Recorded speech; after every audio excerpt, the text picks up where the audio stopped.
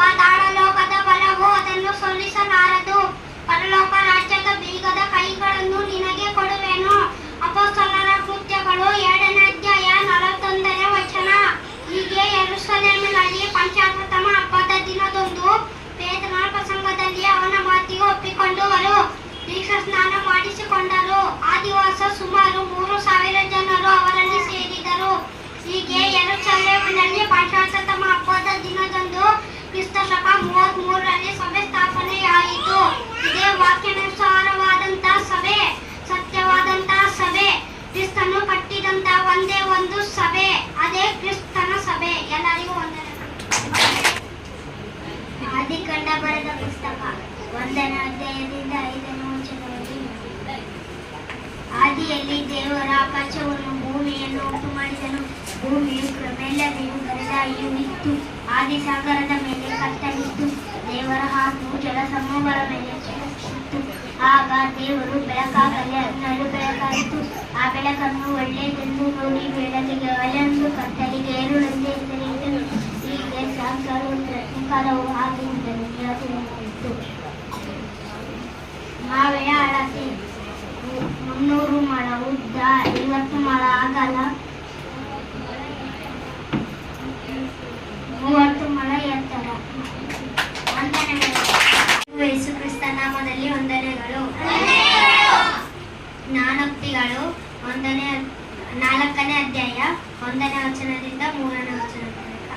ಮಕ್ಕಳಿರ ತಂದೆಯ ಶಿಕ್ಷಣವನ್ನು ಕೇಳಿರಿ, ವಿವೇಕವನ್ನು ಗ್ರಹಿಸಲಿಕ್ಕೆ ಕಿವಿಗೊಡಿರಿ. ನಾನು ನಿಮಗೆ ಶುಭೋಧನೆಯನ್ನು ಮಾಡುವೆನು, ನನ್ನ ಉಪದೇಶವನ್ನು ಬಿಡಬೇಡಿರಿ. ನಾನು ನನ್ನ ತಂದೆಗೆ ಅಧೀನನಾದ ಮಗನು, ತಾಯಿಯ ದೃಷ್ಟಿಗೆ ಕೋಮಲನು, ಏಕಪುತ್ರನು ಆಗಿದ್ದೇನೆ. ಎಲ್ಲರಿಗೂ ವಂದನೆಗಳು. ನಾಮದಲ್ಲಿ ವಂದನೆಗಳು. ಆದಿಕಾಂಡ 1ನೇ ಅಧ್ಯಾಯ 1ನೇ ವಚನದಿಂದ 2ನೇ ವಚನವರೆಗೆ ಓದಿಕೊಳ್ಳೋಣ. ಆದಿಯಲ್ಲಿ ದೇವರು ಆಕಾಶವನ್ನು ಭೂಮಿಯನ್ನು ಉಂಟು ಮಾಡಿದನು. ಭೂಮಿಯು ಕ್ರಮವಿಲ್ಲದೆಯೂ ಬರಿದಾಗಿ ಇತ್ತು. ಆದಿಸಾಗರದ ಮೇಲೆ ಕತ್ತಲಿತ್ತು. ದೇವರಾತ್ಮವು ಜಲಸಮೂಹಗಳ ಮೇಲೆ ಚಲಿಸುತ್ತಿತ್ತು. ವಂದನೆಗಳು. ನಾವೆಯ ಅಳತೆ 300 ಮೊಳ ಉದ್ದ, 50 ಮೊಳ ಅಗಲ, 30 ಮೊಳ ಎತ್ತರ. ವಂದನೆಗಳು. ಯೇಸು ಕ್ರಿಸ್ತನ ನಾಮದಲ್ಲಿ ವಂದನೆಗಳು. ಆದಿಯಲ್ಲಿ ದೇವರ ಆಕಾಶವನ್ನು ಭೂಮಿಯನ್ನು ಉಂಟು ಮಾಡಿದನು. ಭೂಮಿಯು ಕ್ರಮೆಯಿಲ್ಲದೆ ಬರಿದಾಯಿತು. ಆದಿಸಾಗರ ಮೇಲೆ ಕತ್ತಲಿತ್ತು. ದೇವರಾತ್ಮವು ಜಲಸಮೂಹಗಳ ಮೇಲೆ ಚಲಿಸುತ್ತಿತ್ತು. ಆದಿಕಾಂಡ 6ನೇ ಅಧ್ಯಾಯ 15ನೇ ವಚನ. ದೇವರು ನೋಗಕತ್ತ ಕಟ್ಟಿಸಿದಂತೆ ನಾವೆಯ ಉದ್ದ, ಅಗಲ, ಎತ್ತರ 300 ಮೊಳ ಉದ್ದ, 50 ಮೊಳ ಅಗಲ, 30 ಮೊಳ ಎತ್ತರ. ಎಲ್ಲರೂ ಯೇಸು ಕ್ರಿಸ್ತನ ನಾಮದಲ್ಲಿ ವಂದನೆಗಳು. ನಾನು ಸ್ಫೂರ್ತಿನ ಚೆನ್ನಾಗಿ ನೋಡಿದ್ದೀನಿ. ಚೆನ್ನಾಗಿ ನೆನ್ಬಿಟ್ಕೊಂತಾಳೆ, ಹೇಳಿದ್ದು ಮಾತ್ರ ಕಂಪಲ್ಸರಿ ಮಾಡ್ತಾಳೆ. ಅದೇ ಸೇಮ್ ಆದಿಕಾಂಡ 1ನೇ ಅಧ್ಯಾಯ 1 ವಚನದಿಂದ 2 ವಚನ. ಸ್ಫೂರ್ತಿ ಹೇಳಲ್ಲ, ಬಾಯಿನ ಈಗ ಮಾಡಿ ತೋರಿಸ್ತಾಳೆ. ಅನುಷ ಹೆಂಗೆ ಹೇಳ್ತಾಳೆ ಹಂಗೆ ಮಾಡಿ ತೋರಿಸ್ತಾಳೆ. ಸ್ವಲ್ಪ ನೀವೆಲ್ಲರೂ ಕೂಡ ಗಮನದಲ್ಲಿಟ್ಟು ನೋಡಬೇಕು.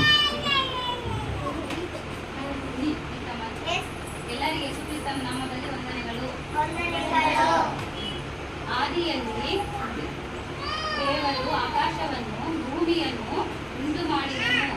ಭೂಮಿಯು ಕ್ರಮವಿಲ್ಲದೆಯೂ ಬರಿದಾಗಿಯೂ ಇತ್ತು. ಆದಿಸಾಗರದ ಮೇಲೆ ಕತ್ತಲಿತ್ತು. ದೇವರಾತ್ಮವು ಜಲಸಮೂಹಗಳ ಮೇಲೆ ಚಲಿಸುತ್ತಿತ್ತು. ಆದಿಕಾಂಡ 6ನೇ ಅಧ್ಯಾಯ 15ನೇ ವಚನ. ನಾವೆಯ ಅಳತೆ 300 ಮೊಳ ಉದ್ದ, 50 ಮೊಳ ಅಗಲ, 30 ಮೊಳ ಎತ್ತರ. ಎಲ್ಲರಿಗೂ ಯೇಸು ಕ್ರಿಸ್ತನ ನಾಮದಲ್ಲಿ ವಂದನೆಗಳು. ಆದಿಕಾಂಡ 1ನೇ ಅಧ್ಯಾಯ 1ನೇ ವಚನ ಮತ್ತು 2ನೇ ವಚನ. ಆದಿಯಲ್ಲಿ ದೇವರು ಆಕಾಶವನ್ನು ಭೂಮಿಯನ್ನುಂಟು ಮಾಡಿದನು. ಭೂಮಿಯು ಕ್ರಮವಿಲ್ಲದೆಯೂ ಬರಿದಾಯಿತು. ಆದಿಸಾಗರದ ಮೇಲೆ ಕತ್ತಲಿತ್ತು. ದೇವರಾತ್ಮವು ಜಲಸಮೂಹಗಳ ಮೇಲೆ ಚಲಿಸುತ್ತಿತ್ತು. ಆದಿಕಾಂಡ 6ನೇ ಅಧ್ಯಾಯ 15ನೇ ವಚನ. ದೇವರು ನೋಗತನ ಮೂಲಕ ಕಟ್ಟಿಸಿದಂತ ನಾವೆಯ 300 ಮೊಳ ಉದ್ದ, 50 ಮೊಳ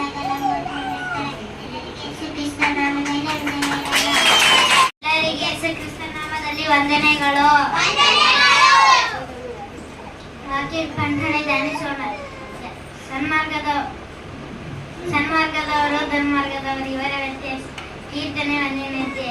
ಯಾವನು ದುಷ್ಟರ ಆಲೋಚನೆಯಂತೆ ನಡೆಯದೆ ಪಾಪಾತ್ಮರ ಮಾರ್ಗದಲ್ಲಿ ನಿಂತುಕೊಳ್ಳದೆ ಧರ್ಮದಿಂದ ಕೊರಡನೆ ಕುತ್ತುಕೊಳ್ಳದೆ ಯೆಹೋವನ ಧರ್ಮಶಾಸ್ತ್ರದಲ್ಲಿ ಆನಂದ ಪಡುವರಾಗಿ ಅದನ್ನೇ ಹಗಲಿರುಳು ಧ್ಯಾನಿಸುತ್ತಿರುವ ನಾವು ಎಷ್ಟೋ ಧನ್ಯ. ಅವನು ನೀರಿನ ಕಾಲುವೆಗಳಲ್ಲಿ ಬೆಳೆದಿರುವ ಮರದಾಗಿರುವುದು. ಅಂತ ಮರವು ತಕ್ಕ ಕಾಲದಲ್ಲಿ ಫಲ ಕೊಡುತ್ತದಲ್ಲ, ಅದರ ಎಲೆ ಬಾಡುವುದಿಲ್ಲ. ಅದರಂತೆ ಅವನ ಕಾರ್ಯವೆಲ್ಲವೂ ಸಫಲವಾಗುವುದು. ದುಷ್ಟರು ಆಗಲ್ಲ, ಗಾಳಿ ಬಡಕೊಂಡು ಹೋಗುವ ಒಟ್ಟಿನಂತಿದ್ದಾರೆ. ಆದದರಿಂದ ದುಷ್ಟರು ನ್ಯಾಯ ವಿಚಾರಣೆಯಲ್ಲೂ ಪಾಪಾತ್ಮರು ನೀತಿವಂತರ ಸಭೆಯಲ್ಲೂ ನಿಲ್ಲುವುದಿಲ್ಲ. ಯೆಹೋವನು ನೀತಿವಂತರ ಮಾರ್ಗವನ್ನು ರಕ್ಷಿಸುವನು, ದುಷ್ಟರ ಮಾರ್ಗವು ನಾಶವಾಗುವುದು. ಕ್ರಿಸ್ತನಾಮದಲ್ಲಿ ವಂದನೆಗಳು. ಆದಿಕಾಂಡ 1ನೇ ಅಧ್ಯಾಯ 10:2ನೇ ವಚನ. 1ನೇ ವಚನ. ಆದಿಯಲ್ಲಿ ದೇವರು ಆಕಾಶವನ್ನು ಭೂಮಿಯನ್ನು ಉಂಟು ಮಾಡಿದನು. ಭೂಮಿಯು ಕ್ರಮವಿಲ್ಲದೆಯೂ ಬರಿದಾಗಿತ್ತು. ಆದಿ ಸಾಗರಗಳ ಮೇಲೆ ಕತ್ತಲಿತ್ತು. ದೇವರ ಆತ್ಮವು ಜಲ ಸಮೂಹದ ಮೇಲೆ ಚಲಿಸುತ್ತಿತ್ತು.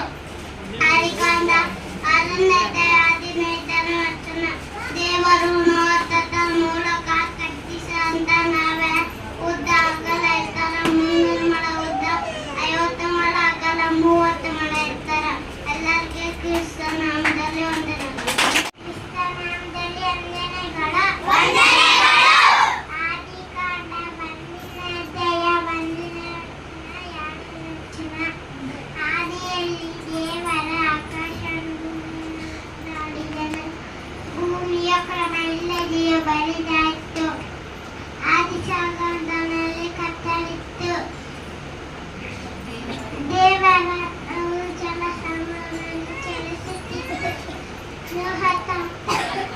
ಆದಿಕಾಂಡ 6ನೇ ಅಧ್ಯಾಯ 15ನೇ ವಚನ. ಲೋಹದಿಂದ ಕಟ್ಟಿಸಿದಂತ ನಾವೆಯ ಉದ್ದ ಅಗಲ ಎತ್ತರ 300 ಮೊಳ ಉದ್ದ, 50 ಮೊಳ ಅಗಲ, 30 ಮೊಳ ಎತ್ತರ. ಯೇಸು ಕ್ರಿಸ್ತ ನಾಮದಲ್ಲಿ ವಂದನೆಗಳು. ಕೀರ್ತನೆ 1ನೇ ಅಧ್ಯಾಯ. ಸಮಸ್ತ ಭೂನಿವಾಸಿಗಳೇ ಯೆಹೋವನಿಗೆ ಜಯಘೋಷ ಮಾಡಿರಿ. ಯೆಹೋವನನ್ನು ಸಂತೋಷದಿಂದ ಸೇವಿಸಿರಿ. ಉತ್ಸಾಹದಲ್ಲಿ ಮಾಡುತ್ತಾ ಆತನ ಸನ್ನಿಧಿಗೆ ಬಂದಿರಿ. ಯೆಹೋವನೇ ದೇವರೆಂದು ತಿಳಿದುಕೊಳ್ಳಿರಿ. ನಮ್ಮನ್ನು ಉಂಟು ಮಾಡಿದವನೇ ಆತನ, ನಾವು ಆತನ ಪ್ರಜೆಯು ಆತನ ಪಾಲಿಸುವ ಹಿಂದಾಗಿದ್ದೇವೆ.